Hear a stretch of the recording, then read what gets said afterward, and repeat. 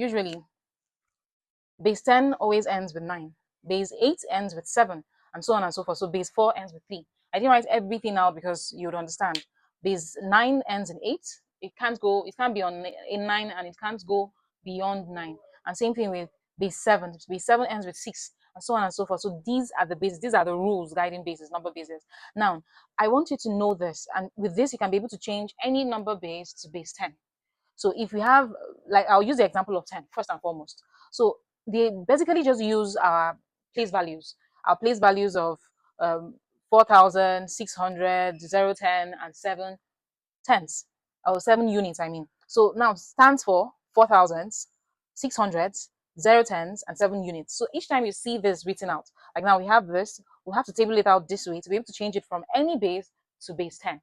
So now I'm just using this example for you to know how it is written and why it is written the way it is written. So we have 4607 in base 10. So now you see this, we have 4,000, that's 4 times 1,000, 600, 6 times 100, 0, 10, that's why we have tens, and as 0 times 10, and then 7 units, which is 7 times 1, just a unit. So that's where we end it. And then this is how it's now written.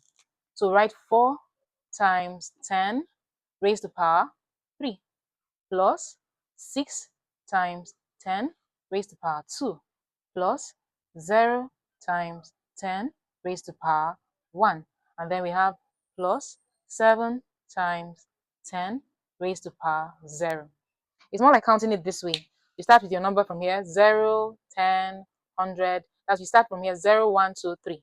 So that's how you're going to label it. You write 4 times the base number base and raise to power the number of each of them. So you can write it like this.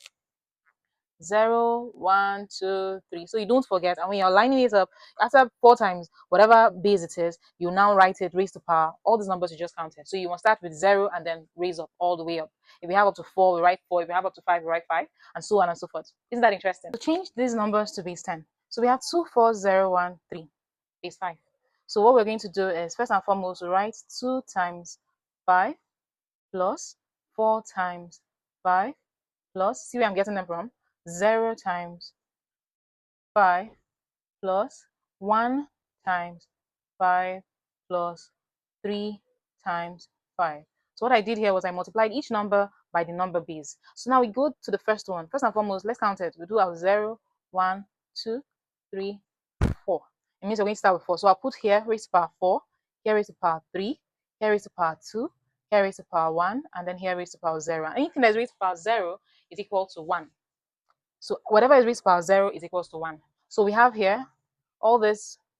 There's no necessity for it, so I'll just erase it, not confuse a thing. And then we come here, 5 raised to power 4. So we'll do 2 times 5 raised to power 4. 5 times 5, 25. 25 times 5, we have 5, 25. 25 times 5, we have 125. 125 times 5, we have 625. So write our 625 here, plus 4 times 5 times 5, 25. 25 times 5, 125. So we have 125 plus, here we have 0. Whatever is multiplied by 0, we know 5 times 5 is 25. But in this case, whatever is multiplied by 0 is going to be 0. I'm almost done. Plus, whatever is multiplied by 5, 1 times 5 here, which is raised to power, is 5. Plus, 3 times 1 is 3. So let's add everything up together. So we have 625 multiplied by 2, we have 1,250. 1,250 plus 125 multiplied by 4, we have 500 plus 0 plus 5, 6, 7, 8. 8. And then the sum of everything, 1,750 plus 8, 1,758. And this is a few things you write. So this is number 2.